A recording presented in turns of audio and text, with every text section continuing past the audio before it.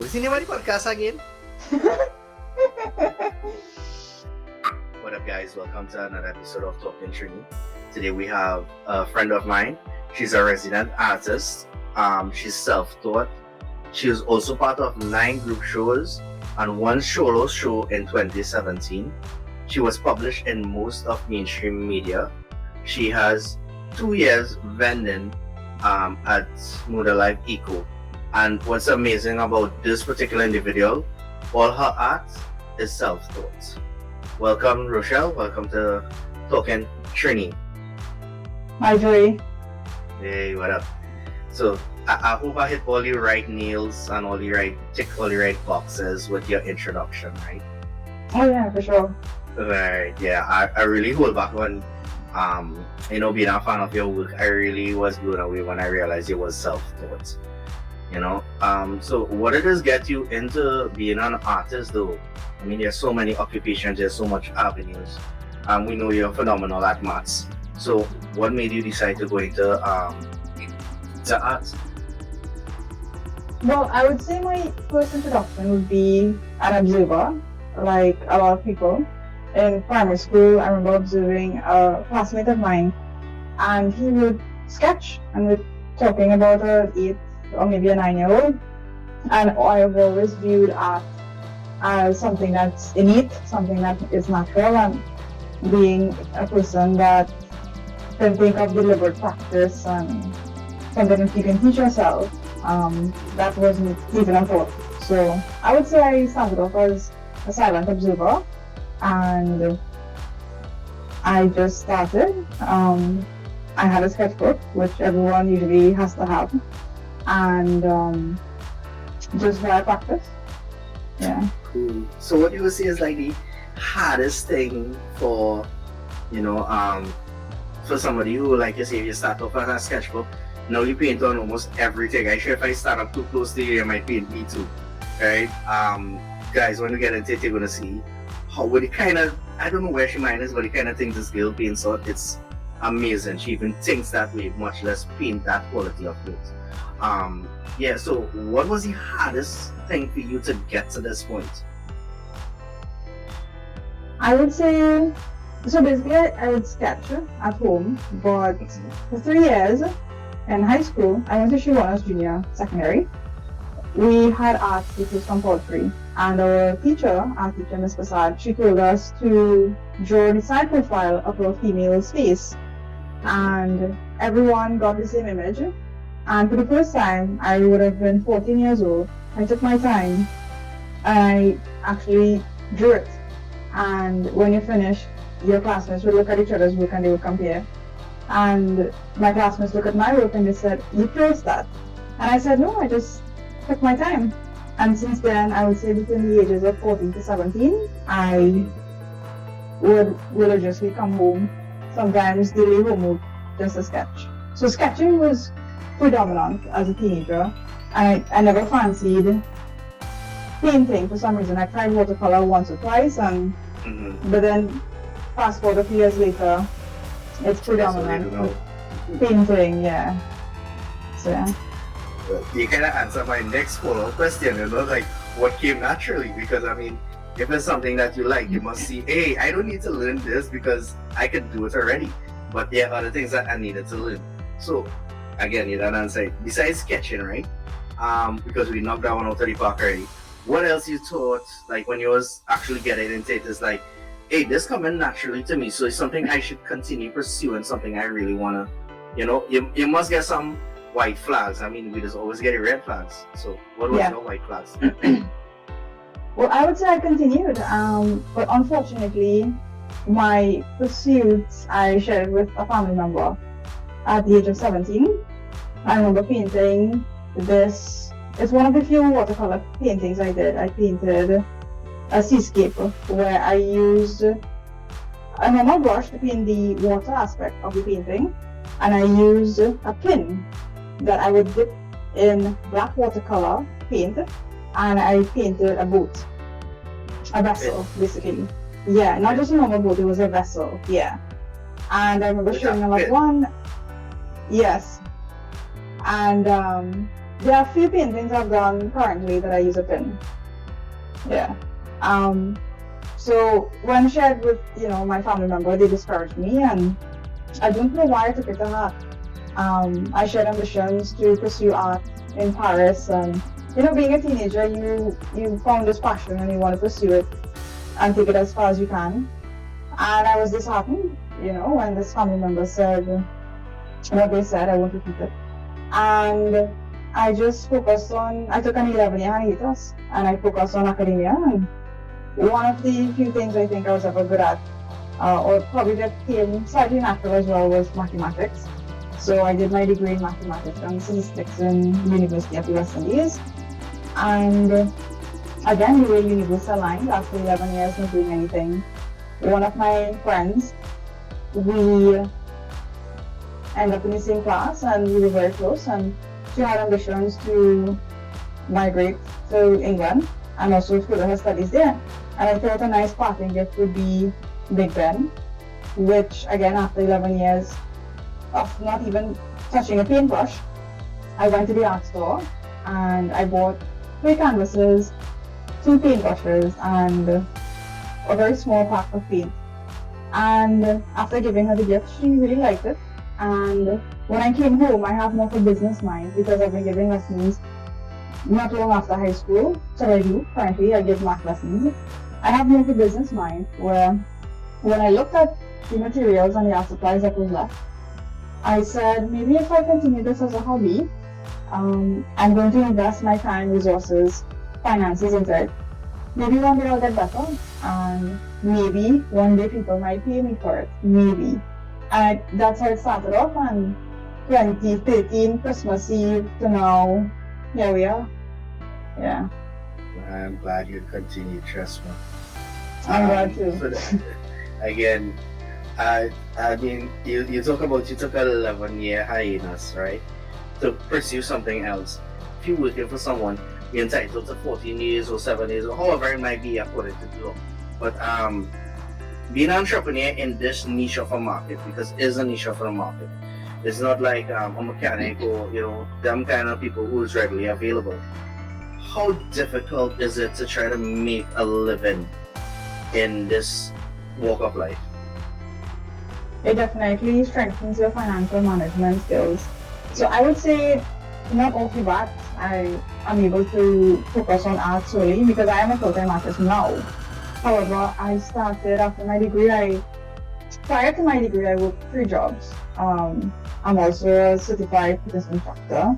I used to work at a fitness center in the gym. So I did that, gave lessons, and I would sell my artwork. So those 3 things I would do while finishing my degree at the University of the West Indies. And then after my degree, that is? What degree? Mathematics and statistics. Okay, cool. That's the great. And after I graduated, I had 5 jobs. So let's just say I worked and saved while painting. I would save as much as I can, and then slowly after time, when I'm saying, okay, I'm selling a little bit more of my work and I'm able to save some more, I would slowly wean myself off from different jobs. So I can completely focus on art. Yeah. So you didn't just jump headfirst into I'm going to do art and that's it. You actually had a structure in place where you would have other resources to aid you to get to where you want to be, which is solely on art. So it's not like I'm going to quit my job and I'm going to start doing art. You actually kind of work your way to create an avenue where art is sustained while you was doing other things to keep yourself afloat, right? Correct. But it was not easy. It was really tough. I would say within 2018 to 2020, things were a bit tough, but I managed. And I'm also thankful. This is not a one-man show. I am not where I am today because of myself. I have very close friends that are very supportive. I have very close and few relatives that are very supportive as well. And my relatives, they, some of them, they come to my show. My friends, a lot of them, especially for this Christmas season that went by, classmates that I went to primary school with, high school, and even university, they would commission, they would purchase Um, so not only do I have my following, which I'm working on, to keep putting out quality content, but in my life, I'm very grateful, and I came across someone years ago who sponsored my first solo exhibition. So it's not just me, and I can't achieve my dreams by myself. So I am thankful, and I'll always be thankful for those that were there and were very, very encouraging. So. Yeah, I can speak for myself. I was one of your supporters. I was the pom-poms in the background. Yeah, Gail, I like that. No, we can fix that. I think you're dynamic in your artwork. I want to touch a little bit on your mediums. I really want to touch on your mediums. What possessed you in the nicest way possible to paint on a match green head? Well, actually, I first came across a miniature via someone by the name of Hassan Keel. He is a miniature artist, and I believe he's located in Turkey. And I always remember being fascinated by his work, I would say around 2016. So I followed him on Instagram, but never in my wildest dreams I would imagine myself, being part of the miniature world. So fast forward into early 2017, I remember while working out in my storage room, I looked at a bag of seashells that I kept when I was 16 years old. So this is more than 10 years later. And I'd never threw away the bag. I had intentions of when I was cleaning, but I kept it. And both worlds just collided. In that particular moment, I took one of the shells, I called one of my friends who took a really nice photo of maracas, and I asked permission if I can use his photo, and he said yes. And I painted it. I posted it right away on social media, and the response was very positive. And I got feedback, persons who were interested in purchasing as well. And I didn't know what to think of it initially. What I do remember was how satisfying it was seeing the end result and the process with which painting such a small item left me. It was really good. It was very, very therapeutic, actually. That's cool. That's really, really cool. One thing, like I said, when I came across you, it really stood out to me was that, and then at the same time, I think we was the value in the 1 cent pieces, and somebody had a brilliant idea. Let me do painting on 1 cent pieces and turn it into necklaces. Now, this to me, as somebody who loves art, I did a visual arts at a CXC level, really stood out because painting on a canvas or wall, a 2D structure is very, common. It's based on your perspective of what you put on there. But when people start to go outside the box like yourself and start to look for different mediums to be painted on, your shells, you have match greens. There was one I think you did on a pinhead, the thumbtack. You did a thumbtack. Yeah, thumbtack.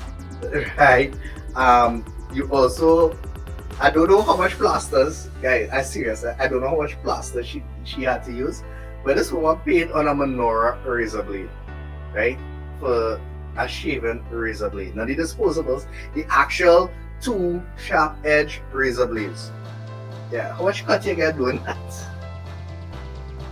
And the thing is, I didn't dull the razor blade, so I just had it stuck on masking tape on a box that would give me a bit of a height. And I just went at it, I primed it, and then I just painted what I need to paint. A slight of the bristles, if I were to paint too close to the edge of the blade, would have been removed. So I'd have to clean my brush itself, but beyond that, it was, that as well came natural. Wow. That to me makes me value you as an artist more. We are currently talking with Rochell. She's an artist, a local artist in Trinidad. We'll be right back after this. Hey guys, welcome back. So we're currently talking with Rochell. She's a local artist. We just had a nice discussion about where she came from, a couple of things about her past medium she paints on that makes her stand out. Right now we want to talk about what's like from 2021, which was a hard year because of the pandemic. How it affected you. You was part of the eco shows. At Motor Life, yeah. Right. You did that. That was like different things you tried. right? I remember previously to this when we was discussing in 2021, we was talking about you had 6 months bad, 6 months good, which means you had a balanced year, right? Yeah. Right. So talk to me about what 2021 did for you. Did it make you? Did it break you? Did you just go even like on par with it? I would say coming out of a successful 2020, having then that Mood Alive gave a really nice momentum into 2021. And the first 4 months prior to lockdown, prior to us getting curfew as well, was really good because I still kept giving lessons and I just basically pulled my income together, having gone through 2020 with such it's unexpected as to what may happen. I saved as much as I can, and when lockdown happened, I guess I was mentally, emotionally, and financially prepared. What I did as well, having observed that the 1 cent pieces were a really good seller at Mood Alive during the Christmas sale, I started preparing for Christmas sale since May month in 2021. So I gave myself 5 months in preparation so I painted a few hundreds of the 1 cent. And I did that in mind because when I do a commission piece, depending on detail, it's a bit costly and persons are willing to pay for it. But during the 2020 and 2021, persons have lost multiple means of income. And I'm not going to charge my original price being there. I decided during Christmas time especially, I'm going to do multiple of each. I have an idea as to what sold more than the other, so I have an idea as to what persons like. And that helped as well in my preparation. So the purpose of me doing multiple of each design and the 1 cent especially would be I'm able to now give a discounted price for those particular items. And I believe persons have lost multiple means of income during those 2 trying years. And persons with a small budget that like nice things, they deserve, to be able to purchase as well, no matter how small your budget is. So, and I always believe in giving more than what persons paid for. So just for the Christmas season, my prices were within a small budget where persons were able to purchase. So, yeah. Yeah, that was really that was a really interesting year for you.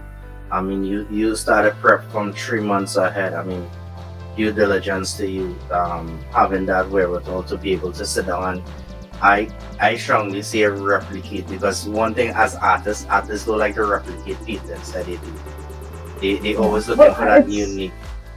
It's important to not actually, because if you want to be a sought after artist and taken seriously in a professional realm, you need to have one-of-a-kind pieces. So I knew what I was doing because I was very specific with the Christmas sale. Apart from outside of Christmas season, I'm not going to replicate. Things are authentic and unique, and especially when I have exhibitions and shows, and when I post my images on social media, it's one of a kind, rare. If it's in duplicate, it's usually for Christmas sale. Yeah. And I make mention of it. Yeah. So the reason why I brought that up, because your replicas look almost identical. Your replicas look like it's the same one. If you go through, like, from you start at 1 and you reach 25, you pull 25 and compare it to 1, it's almost identical. That means that your hand, your precision is at 1 point, right? I mean, so the like I say, 2021 gave you some opportunities with the market also, which took you about you say 3 months to prepare.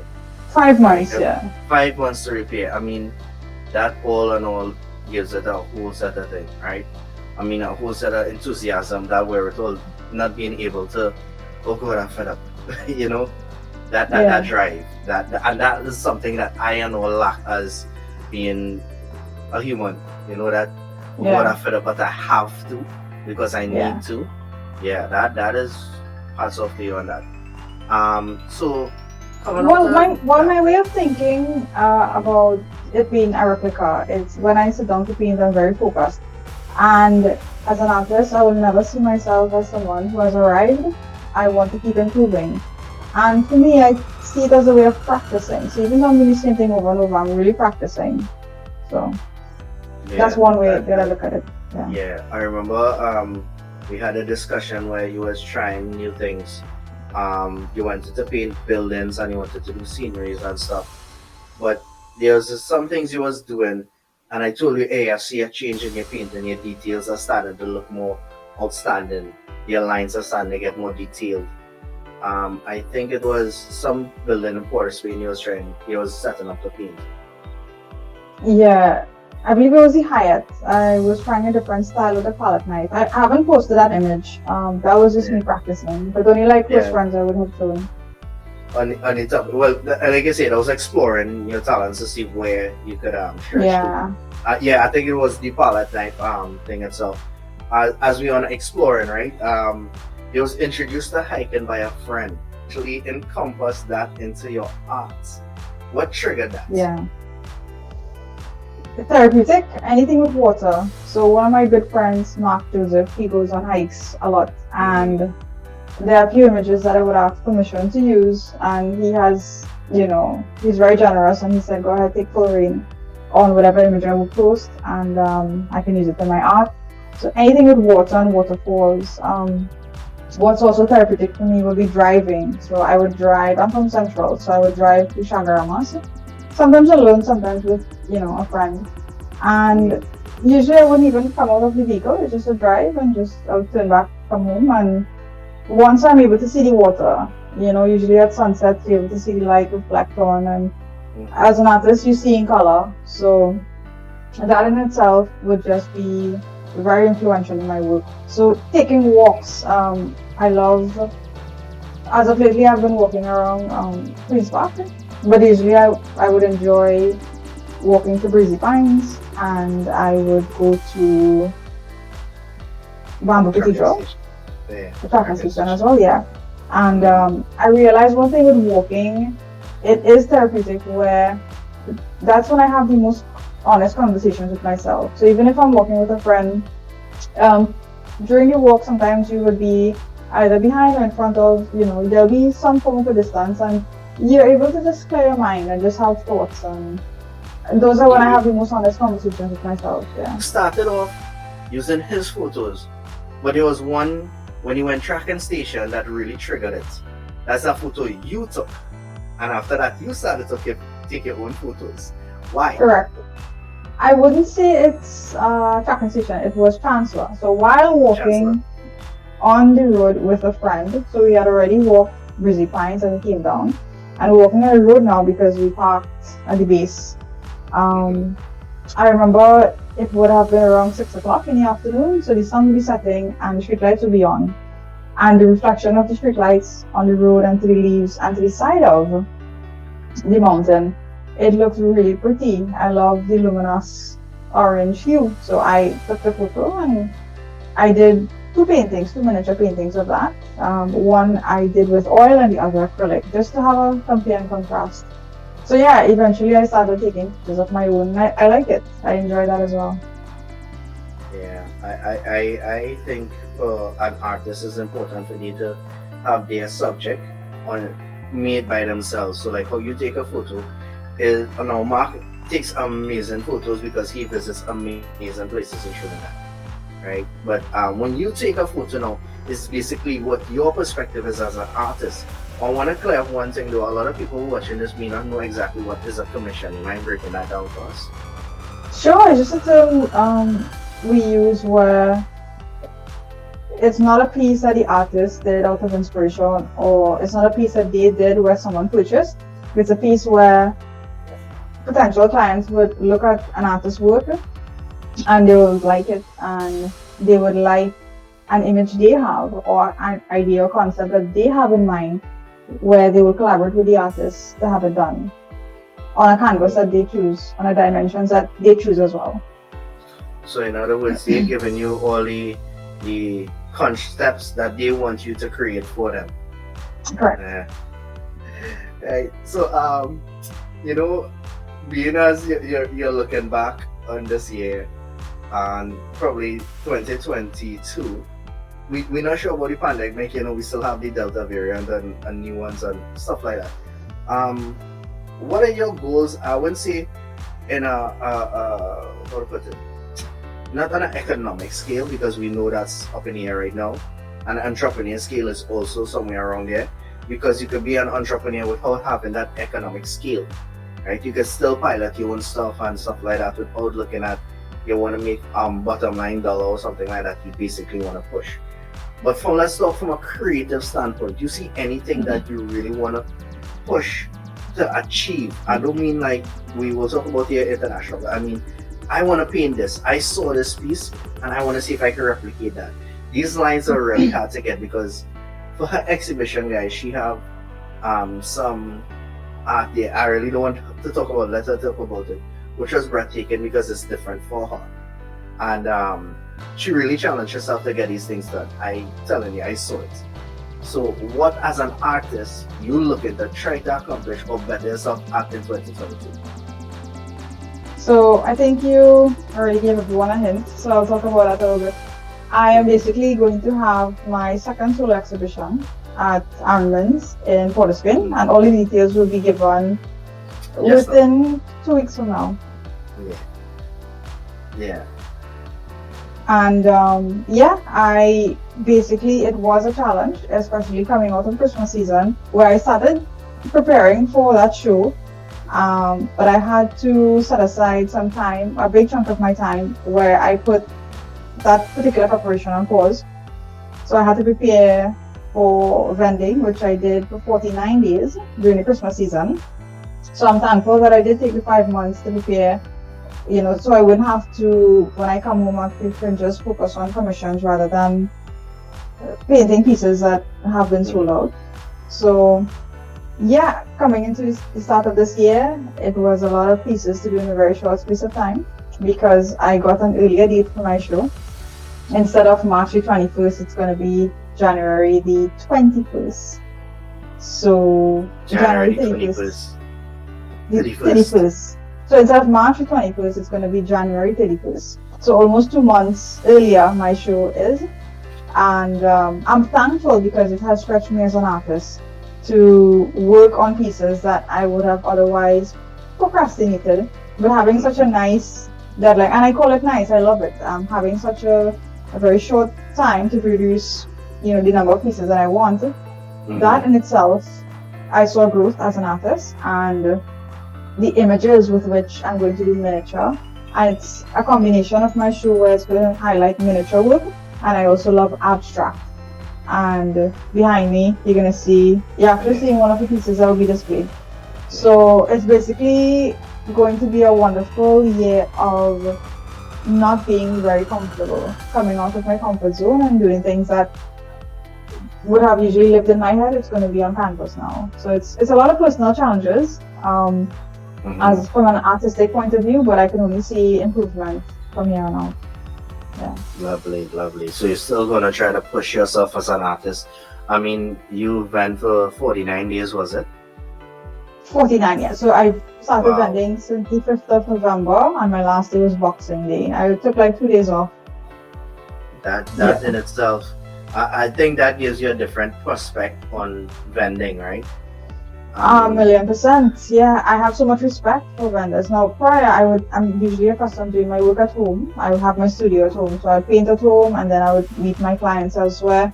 So I'm not outside braving the external elements. And Model Life was so kind and courteous to accommodate vendors to leave their tables there once they're vending the next day, so they can save time in setting up when they come the next day early morning.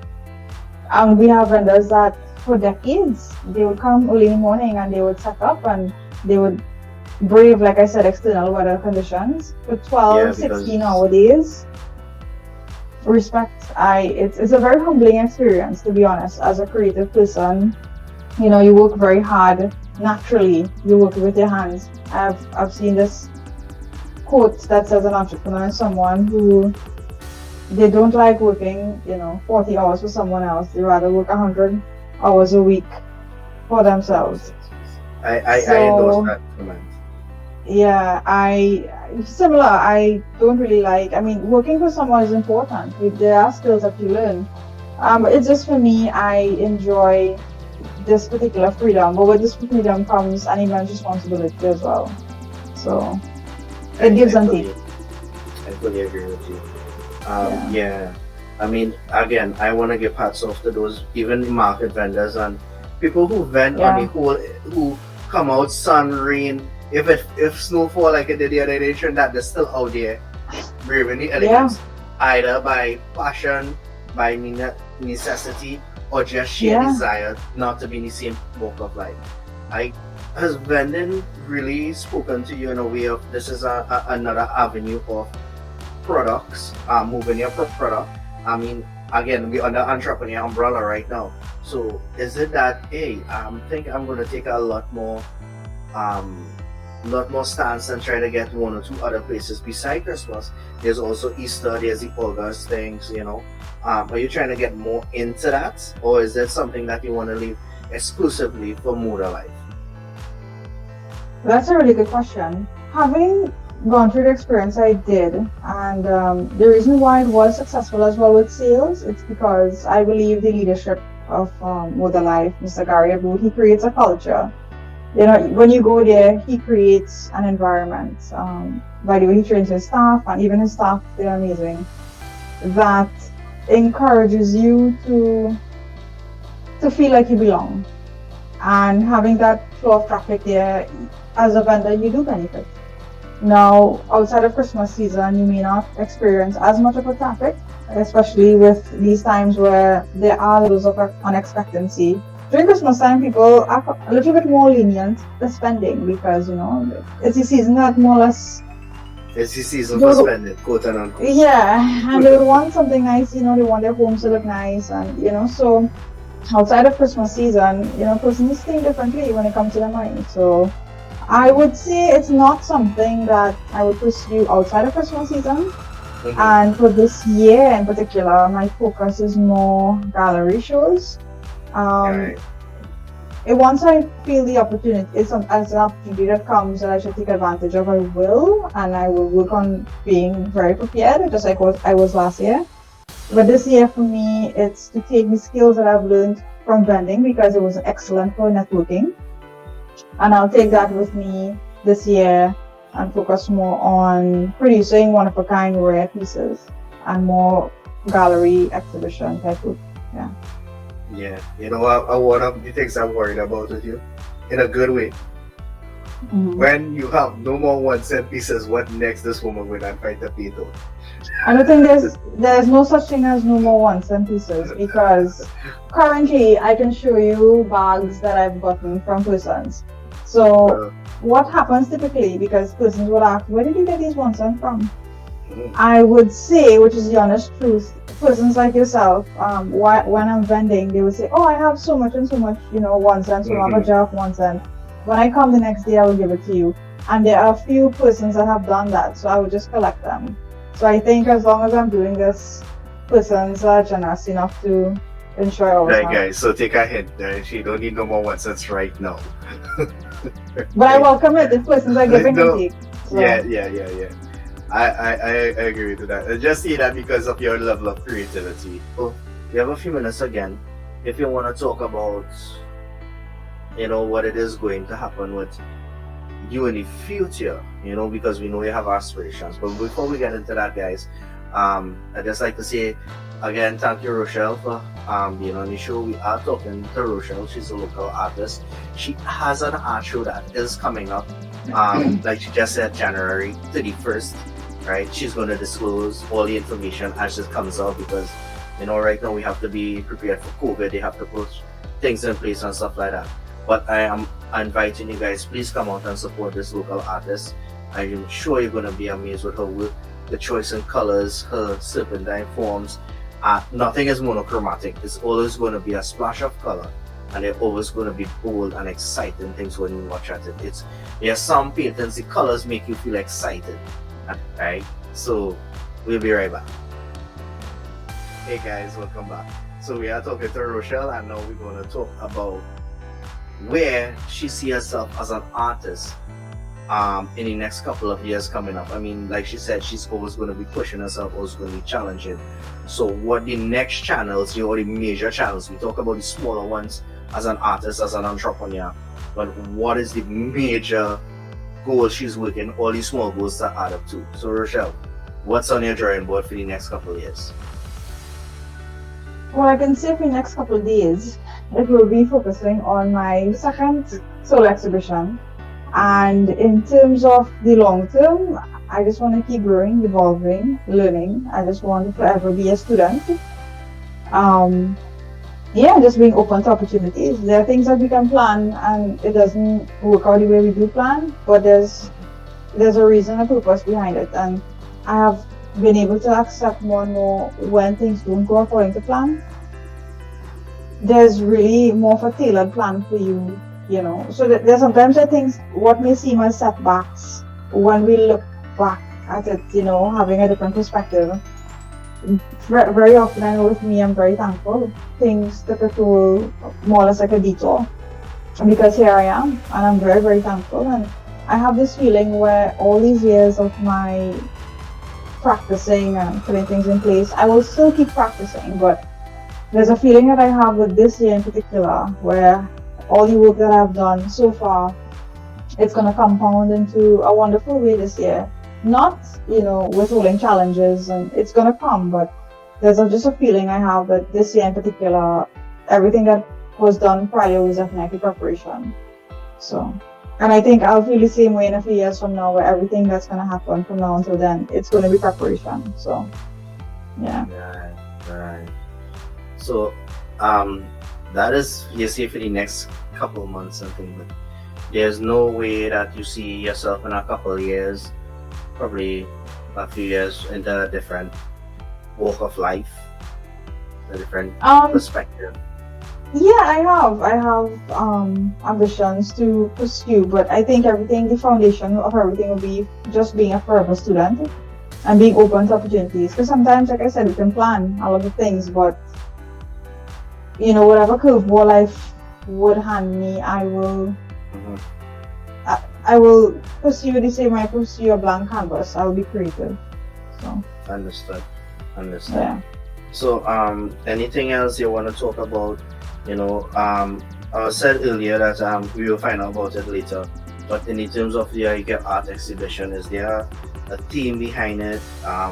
Any information you could give that you have at this point in time? Sure. At this point in time, I can say it's going to be within January 31st to the 12th of February. And it's going to be a mixture of almost half of my pieces in total will be miniature, and the other half will be abstract stretch canvas. And the theme of it will be mindful escape. As much as, yeah, I'm very mindful of the distractions that I choose when things get challenging. You know, as any individual, you know, you're going to come up, life is not ideal, and you're going to come across things that are challenging. And I'm very mindful in the way in which I escape. Like I said, I'll take a drive, I'll take a walk. I will focus on my work, and mindful escape. It's definitely a reflection. Every single piece that you see for this particular exhibition, it's definitely a reflection, and even the name of it, there are names of abstracts that I have chosen to be not going back. That's the name of one of the pieces. Another piece is humility. So lessons in sometimes one word forms, it's expressed in my abstract pieces, especially, along with the therapeutic, beautiful landscape and seascape that we have locally on miniature, such as or 1 cent, but it's not in the form of a necklace. It's going to be enclosed in floating frames and very much leaning towards the fine art realm. Yeah. Yeah, they're gonna see it because we're gonna have some slides up with her work while you speak. The concept behind those floating things was a phenomenal one. I have to give you credit again for being that creative and that forward thinking, because you could use that gives you the avenue where you could either hang it on the wall, or you could give it to our office worker or somebody, you know, somebody you could work in the office as a token of appreciation. You could put it on the desk. It's so versatile. You have this versatility with you. Again, with 1 cent pieces, I think it's a reasonably nice gift for price wise. And when you give something like that, you give something of meaningful value that is hand painted, is hand crafted. You know, it fits a lot of different dynamics on a lot of personalities, because of the spectrum in which you paint. You have landscapes, escapes, then you have difference of environments and stuff like that. So that also brought me spectrum as a gift-given idea within modest budget. So you still give something of value, but not that of financial value. I really, really do appreciate that mindset when you were doing this, because like you say, you're very business oriented in your craft. So that was really, really good. But I'm also thankful that for my I must give recognition where recognition is due. A past, probably even current client of mine, she ordered those floating frames. She got them in packs of 10, and she messaged me and she said, come and collect 4. You know, you can probably sample it in your work. And that's where the idea came. And I'm so thankful. I'm thankful that, you know, clients, past clients and present clients have me in mind. Anything that will add value any way in which I present my work, and I'm very thankful for that. Right. One I really would like for you, let me tell you as a friend, I would really like to see your artwork in at least one art gallery in somewhere in the world. Right? And when I mean somewhere in the world, I don't mean the Caribbean only, because I think you do have that potential, and one day to come, I believe that could happen. Multiplied. Thank you. Yeah, again, guys, we're talking with Rochell. She's an artist. I'll put up all her socials on there, so we understand what commissions are. So if you guys want to have a custom made piece, she even did a piece for a couple for their wedding, presented it to them at their wedding. You will see it on her socials. She's a very versatile artist. She's not just monotone and just creating this, replicating an effect. She could actually create an effect and paint it for you. And a lot of her work gives a lot of personality in it. It gives a lot of detail. It shows the care. When you watch her miniatures, and when she's replicating a waterfall or something, you actually could see how much time she took on it, because you could actually check the brush strokes. And again, that is a discipline unlike any other I've come across in the field of art. Again, I said come across. Nobody look at my hit up and say, well, you know, you need to put up on that. No, I come across genuinely. All right, Rosh. It's been a very lovely conversation. Anything you want to say in closing? No, just thank you, and I support your endeavor. I'm so happy that you started this podcast, and I'm very honored to be your first guest. So just continue as well, and we're going to see more of each other. So thank you so much. Yeah, for sure. Alright guys, thanks for watching.